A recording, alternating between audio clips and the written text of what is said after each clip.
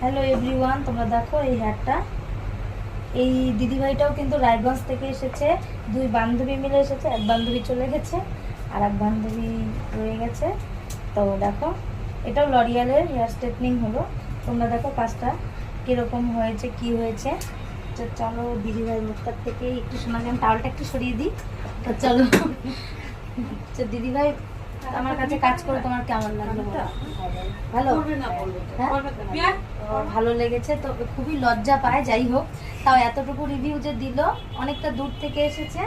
তো চুলটা তো দেখেইছো তোমরা, দেখতেই পাবে আপ বিফোর লুকটা কিরকম, মানে হেয়ারটা ছিল আর কি পুরো মানে জট পাকা কালার করা।